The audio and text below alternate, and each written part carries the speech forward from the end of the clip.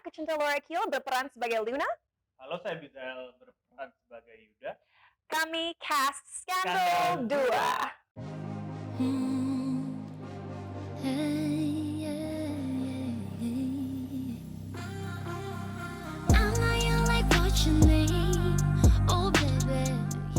To be honest, aku ingat banget reading pertama kita dan itu hanya sekali. Yeah. And that was still super awkward karena walaupun aku tahu project dia yang sebelumnya, aku nggak tahu vibe dia, nggak tahu style acting dia, metode dia. So I remember being scared karena takut chemistry-nya nggak akan kelihatan.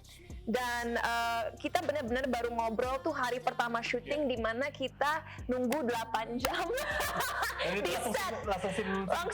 Langsung scene berat banget. But I think in the 8 hours that we spent doing nothing and just practicing berulang, di situ kita mulai nyaman ya.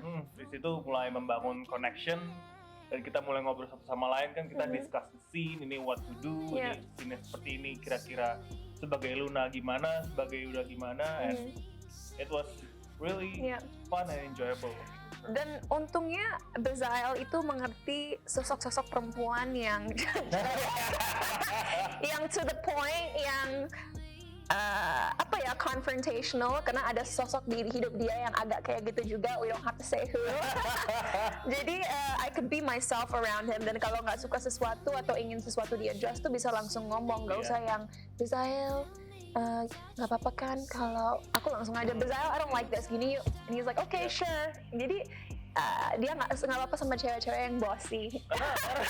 Karena cinta itu kan alpha ya, dan gue tuh secure sekali, maksud gue suka cewek seperti itu yang to the point gitu, and working with her kayak okay, berarti this is what I like. Okay, bagus. Berarti emang nggak usah bertele-tele lagi. Kalau cinta kan kalau aku nggak suka nih sini nih, ganti yuk. Okay, let's go. Kita mau ganti apa? Yeah. So untuk menjawab pertanyaan tadi, it was a lovely experience working with Bizael, dan nggak ada kendala sama sekali. Nanti aku punya cerita-cerita lucu lain, tapi we'll wait for the next question.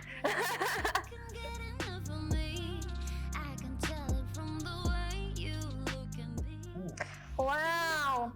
So mungkin untuk teman-teman penggemar Beyonce, kalian tahu Beyonce kalau di panggung tuh punya alter ego, yaitu Sasha Fierce. Dan aku selalu bilang di setiap interview aku, by no means am I trying to be Beyonce, dan aku juga merasa aku nggak akan pernah nyampe level itu, tapi terinspirasi kan nggak apa-apa, dan tergerak untuk mau bisa seperti itu, dan memberikan kualitas tertinggi juga adalah suatu hal yang positif. Jadi karena dari kecil aku suka dance, lagu-lagu aku kebanyakan memang lagu dance. Cinta di kehidupan pribadi sehari-harinya kalau lagi perform on stage memang punya personality yang berbeda. Untuk menjadi Luna itu sebenarnya nggak jauh berbeda, hanya perlu ditambahin sex appeal yang lebih tinggi. That was scary for me karena aku tipe orang yang I don't know how to use my sexuality to my advantage gitu. I'm just being myself. Tapi kalau Luna on stage, matanya harus berubah, gerakannya harus berubah. Dia harus berani untuk seducing men, untuk menggoda pria. Kalau cinta itu nggak bisa ngelakuin itu. I don't know how to seduce. I just know how to flirt. I know how to flirt. Tapi untuk menggoda atau seduce itu susah. Jadi untuk bisa jadi wanita penghibur, I just have to tell myself this is not Cinta, ini adalah Luna, dan kamu melakukan ini karena kamu punya misi yang lebih besar.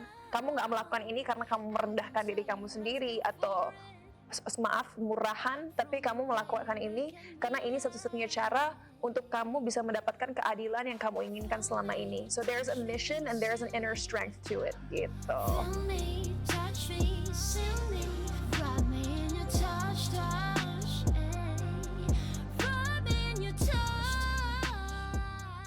Ya, aku baru ngomongin di interview aku sebelumnya, biasanya kan Bizael main peran-peran antagonis, cause all of your tattoos, orang kan asosiasinya langsung pasti antagonis. But he's actually a teddy bear. Teddy bear. Oke. Lihat senyumnya.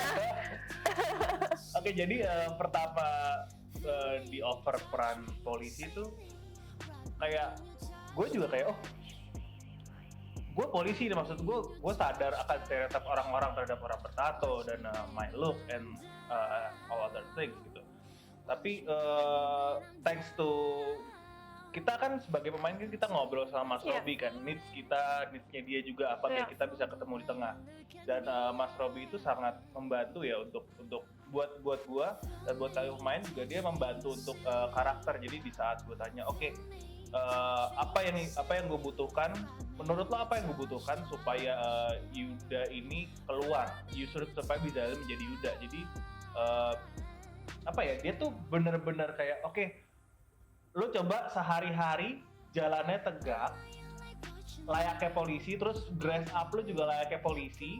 Jadi bukan Bizael, as in gue membiasakan itu sehari-hari ya, walaupun gue waktu itu belum dapat kostumnya Yuda dan segala macem, tapi gue berkomunikasi dengan tim wardrobe-nya dan kira-kira Yuda pakai apa, oh Yuda sehari-hari pakai ini. Jadi kayak dari selain mempelajari skrip juga gue mempelajari bentuknya juga, karena kan untuk nge-wash away dari peran sebelumnya kan memang harus butuh effort juga ya.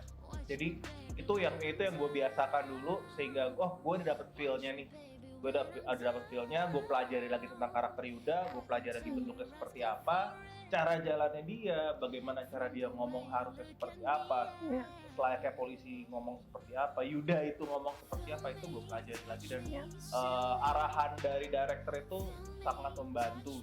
Dan juga kan ketemu akhirnya ngobrol juga sama Cinta sebagai Luna juga, jadi lebih mengerti gitu, oh Yuda ini seperti apa, ketemu Luna ini seperti apa gitu loh.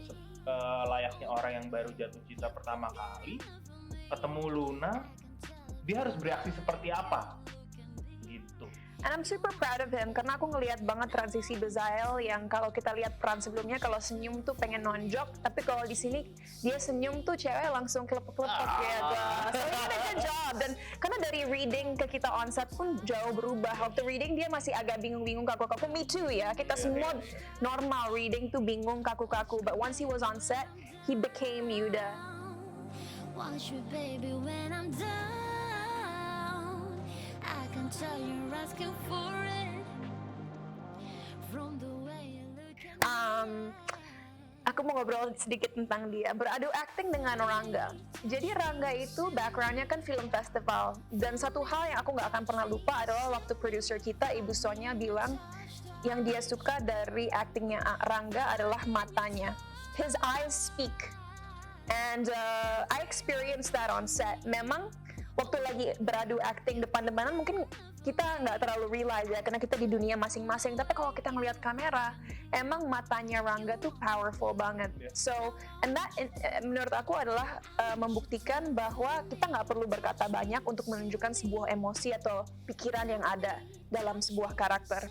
And so working with Rangga was really nice karena aku melihat bagaimana dia menggunakan skill-skill dia sebagai pemain film festival yang biasanya kan memang lebih serius, lebih subtle, dan dia integrate itu kepada project ini yang tentunya lebih commercial dan lebih untuk mass market gitu. So I really like bagaimana dia prepare dirinya sendiri sebelum sebuah scene, dan dia juga tipe orang yang sangat open untuk diajak diskusi.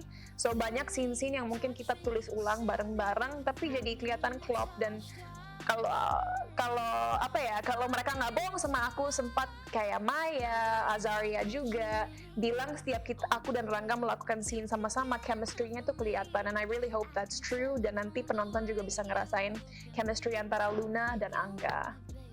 Tapi chemistry antara Luna dan Yuda juga strong kok. Chemistry PHP-nya strong sekali. Luna. Yeah. Mas Robi itu sutradara yang unik menurut gue. Karena dia itu apa ya? Treatmentnya ke pemain itu, he has something special with the treatment sama pemain. Ide-ide yang dia punya on set walaupun pas pre-production itu menurut gue tuh sesuatu yang unik ya. Kamu ngerasa gitu gak sih? Menurut aku Robi adalah seseorang yang nggak takut bereksperimentasi, dan sebenarnya di kepalanya dia udah tahu apa yang dia mau. Dan nggak tahu ya, mungkin kalau di dalam pikiran dia banyak effort, tapi kita sebagai pemain kalau ngelihat dia tuh kayak effortless banget untuk bisa membuat suatu scene kelihatan sangat estetik dan artistic. Yeah. And I really admire that quality. Dan lagi-lagi dia adalah seorang director yang gampang diajak ngobrol. Kalau aku bilang, Mas Robi kalau acting aku jelek langsung kasih tahu ya, nggak usah basa-basi, just tell me if it's bad.